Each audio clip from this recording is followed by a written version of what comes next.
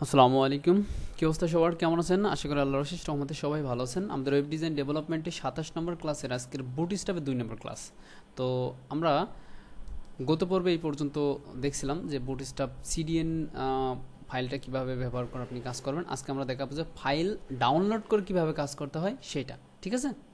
আচ্ছা, আমরা তাহলে সিডিএন ফাইলটা কেটে দিই। হ্যাঁ, সিডিএন ফাইলটা কেটে দেওয়ার পর আমি যদি এখানে রিলোড দিই আমাদের কাঙ্ক্ষিত রেজাল্ট ট্যাবে, তাহলে আমরা এইভাবে এটা দেখতে পাবো। এখানে আমরা জাস্ট ডিফল্ট যে HTML CSSটা সেটাই পাচ্ছে, আদারওয়াইজ অন্য কিছু পাচ্ছে না। এখন আমরা আবার চলে যাব getbootstrap.com, বুটস্ট্র্যাপের অফিসিয়াল ওয়েবসাইটে। এখানে আসার পর তোমরা জাস্ট গুগলে লিখবা গেট বুটস্ট্র্যাপ, লেখার পর এইভাবে এখানে চলে আসবা। প্রথমে হোম পেজে চলে আসবে। হোম পেজে আসার পর জাস্ট ডাউনলোডে ক্লিক করার পর এখানে দেখো আমরা কম্পাইলড CSS অ্যান্ড JSS এই ফাইলটাকে ডাউনলোড করব, ঠিক আছে? হ্যাঁ, ঠিক আছে, কম্পাইলড CSS অ্যান্ড JS এইটাই প্রথমে, এইটা আমি যেটা দেখাচ্ছি, এই যে এটা নিচে আর দেখার দরকার নেই, জাস্ট এটা। ওকে, জাস্ট এখানে জাস্ট ছোট্ট করে একটা ক্লিক দিবা, এখানে ডাউনলোডটা হয়ে যাবে। তো ডাউনলোড হয়ে গেলে এখন এখানে যে কাজটা করতে হবে, আমি জাস্ট ফোল্ডারটাকে এখান থেকে কপি করলাম। এখন বুটস্ট্র্যাপের অফিসিয়াল ওয়েবসাইট আমরা যদি দেখি কত ভার্সন চলছে, আমরা বুটস্ট্র্যাপ 5 ব্যবহার করতেছি। আর রাসেল আমাদেরকে একটা প্রশ্ন করছিল, ভাই বুটস্ট্র্যাপ 1 2 3 কি? এটা হচ্ছে একটা ভার্সন বলতে কি, যে বুটস্ট্র্যাপ কোম্পানি যখন এই ফ্রেমওয়ার্কটা রানিং করছে, তখন তারা প্রথম অবস্থায় কিছু কোড নিয়ে কাজ শুরু করেছে। তারপর তারা গবেষণা করতে করতে করতে করতে নতুন নতুন বিষয়গুলো সংযোজন করছে। হ্যাঁ, নতুন নতুন ফাংশন ওর সাথে অ্যাড করতেছে। এরকম এইভাবে করতে করতে তারা একটা ভার্সন রিলিজ করে, যে এখন 1 চলতেছে, এই 1-এর ভিতরে আবার বেশগুলো ফাংশন অ্যাড করা হয়েছে, এটাকে 2 ভার্সনে দিলাম। তারপর 2 ভার্সনের ভিতরে আবার বেশগুলো ইম্পর্টেন্ট ক্লাস অ্যাড করা হয়েছে, এটাকে 3 ভার্সন দিলাম। তো এইভাবে ভার্সন করতে করতে করতে করতে তারা এখন 5 ভার্সন আছে, ঠিক আছে? ওকে, তাহলে আমরা বুটস্ট্র্যাপের 5 ভার্সন ব্যবহার করতেছি। আচ্ছা, তাহলে আমাদের ফোল্ডারটা অলরেডি কি হয়ে গেল, ডাউনলোড হয়ে গেল। আমরা জাস্ট ফোল্ডারটাকে এখান থেকে কপি করলাম, কপি করে আমাদের কাঙ্ক্ষিত ফোল্ডারের মধ্যে আমরা চলে আসি একটু।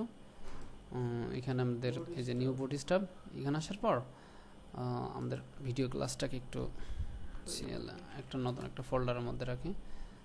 এটাকে এইভাবে ড্র্যাগ অ্যান্ড ড্রপ করে ঢুকিয়ে দিলাম। এখান থেকে আমাদের হাতে যেটা করা ছিল বুটস্ট্র্যাপ, এইটা আমি এখানে পেস্ট করে দিলাম।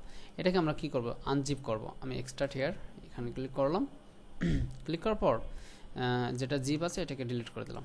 এই যে আনজিপ ফোল্ডারটাকে আমি ওপেন করলাম। এখানে 2টা ক্লাস ফাইল পাবো আমরা, একটা CSS একটা JS, ঠিক আছে? হ্যাঁ, জাভাস্ক্রিপ্ট, এখানে জাভাস্ক্রিপ্ট আর CSS, ঠিক আছে?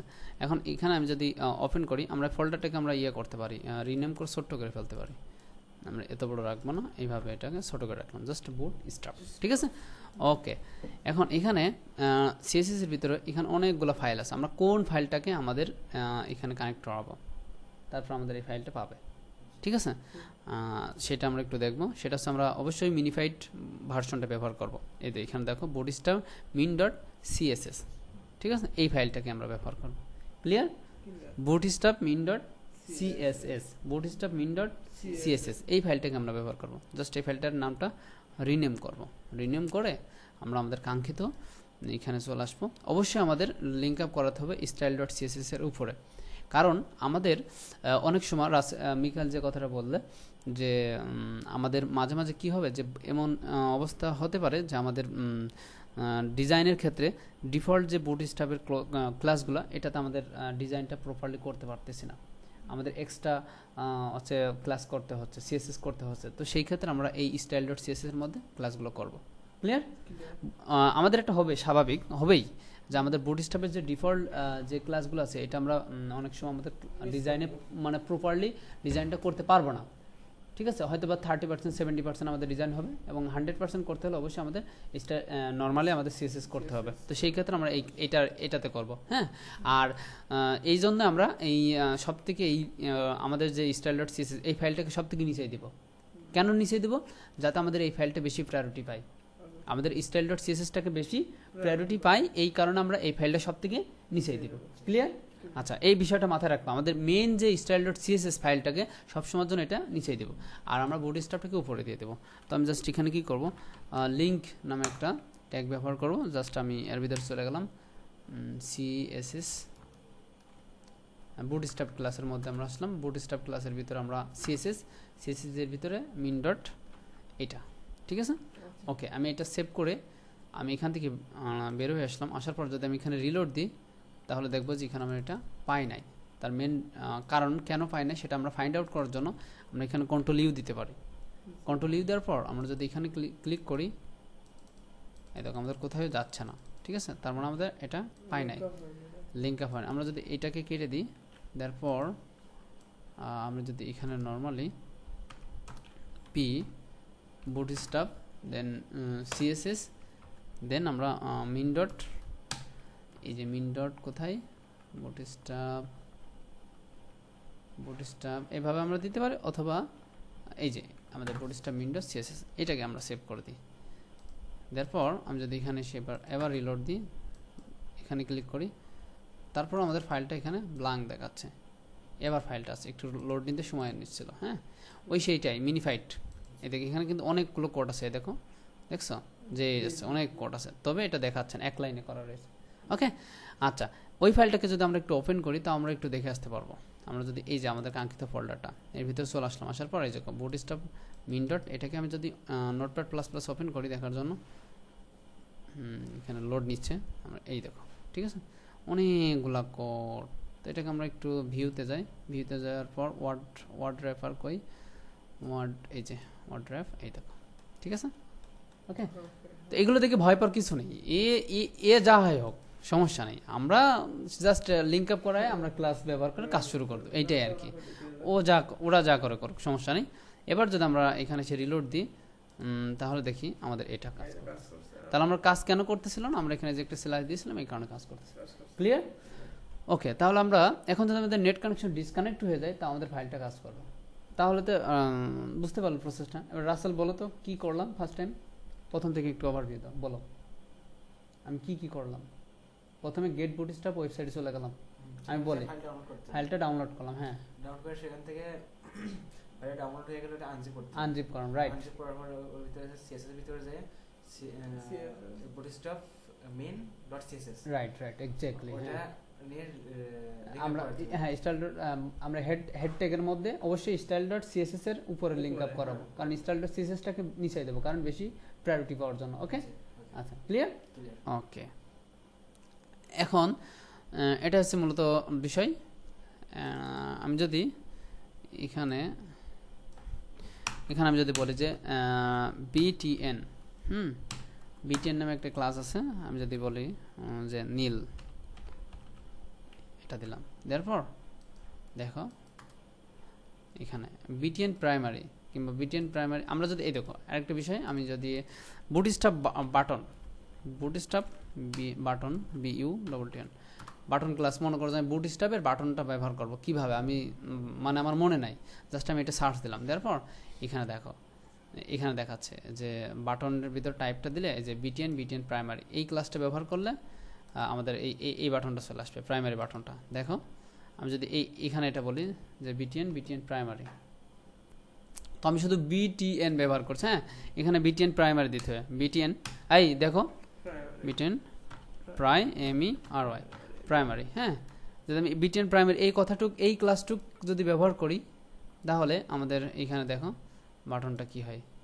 তবে আমি বানানটা মিস্টেক করছি, এখানে প্রাইমারি BTN প্রাইমারি, আমরা চলে আসবো এখানে প্রাইমারি MA হবে, হ্যাঁ আমরা এখানে একটা মিস্টেক করছি, সরি। তবু এখানে আমাদের এটা হলো না, দেখে আসি চলো কি বলবো, প্রাইমারি MARY প্রাইমারি, এখানে আসলাম, আসার পর এখানে এই যে, ঠিক আছে। এখন আমি যদি BTN প্রাইমারি না দিই, আমি যদি অন্য কিছু দিই সেকেন্ডারি, তাহলে দেখো আমার এখানে এই কালারটা চলে আসবে, ঠিক আছে। আমি এখানে এটা সেকেন্ডারি দিলাম, তারপর সেভ দেওয়ার পর এখানে বাটনটা একটু বড় করে দিতে পারি, একটু বড় করে দিলে ভালো দেখা যাবে। এবার আমি যদি এখানে রিলোড দিই তাহলে দেখো এটা এইভাবে চলে আসছে। এবার আমি যদি বাটনে এখানে বলি যে ডেঞ্জার, তাহলে আমাদের এটা রেড হয়ে যাবে, সাকসেস দিলে এটা চলে আসবে, হ্যাঁ বুঝতে পারছো? তো এইভাবে মূলত আমাদের কাজটা করা হবে। ওকে আচ্ছা আমার তো প্রয়োজন হয় যে হ্যালো রাসেল ওইটা এই সরাই নেন তাহলে কি করতে হবে কোনটা হ্যালো রাসেল এটা কোন দিকে সরানো দেখুন একদিকে সরাই বামে সরাই নেন তাহলে এটা এই এই ইসের মধ্যে দিবা না তুমি এটার মধ্যে দিবা না এই যে আমি তো এই যে কন্টেইনারটা নিয়েছি এটা বুটস্ট্র্যাপের ডিফল্ট ক্লাস হ্যাঁ আমি এটার মধ্যে দিব না এটাকে আলাদা একটা ক্লাসের মধ্যে নিব যে সাপোজ মনে করো যে এখানে একটা ক্লাস নেব আমি কন্টেইনার দিলাম না এক্সট্রা ক্লাস হ্যাঁ আমি যদি ইএক্স ক্লাস এরকম দিলাম ফর এক্সাম্পল ক্লাস এটা দেওয়ার পর আমি এর মধ্যে রাখলাম এটা তো কোনো বুটস্ট্র্যাপের ক্লাস না তাই না এটা আমার দেওয়া ক্লাস তাহলে কিন্তু এই ডিজাইনটা এখানে পাবে না এই দেখো এবার এটাকে আমি ইনস্পেক্ট লিমিট করে আমি সিএসএস দিয়ে ডিফাইন করলাম আমি চাচ্ছি এটাকে ধরলাম এটাকে উইথে দিব তুমি চাচ্ছ যে কত আমি 95 আমি মার্জিন অটো না করলে এটা পাবে না তোমরা তো জানো এই যে এটা ঠিক আছে এভাবে করে দিলাম ক্লিয়ার ওকে তাহলে আমরা সিডিএন এবার আমরা আমাদের বেশগুলো বুটস্ট্র্যাপের ক্লাস প্র্যাকটিস করতে হবে না হলে আমরা অনেকগুলা আছে আমরা এখানে স্টেপ বাই স্টেপ সব কিছু দেখবো এই যে সব কিছু আমরা দেখবো রিসার্চ করতে হবে আর পাশাপাশি আমাদের ক্লাসও করতে হবে তো আমরা নেক্সট ক্লাসে পর্যায়ক্রমে এক একটা ক্লাস ধরবো আর ওইটা ব্যবহার করবো শেষ করবো মনে করো আমাদের 5-6টা ক্লাস মোটামুটি আমাদের হবে হ্যাঁ আচ্ছা ঠিক আছে তাহলে আমরা এই ক্লাসটা এই পর্যন্তই শেষ করি নেক্সট পর্বে আমরা স্টেপ বাই স্টেপ বুটস্ট্র্যাপের প্রত্যেকটা ক্লাস একটা একটা করে দেখবো দেখার পর আমাদের কনসেপ্টটা ফুললি ক্লিয়ার করবো তারপর আমরা পিএইচডি টু এসটিএমএল চলে যাবো ইনশাআল্লাহ ওকে ওকে তাহলে সবাই ভালো থাকেন অবশ্যই প্র্যাকটিস করবেন আসসালামু আলাইকুম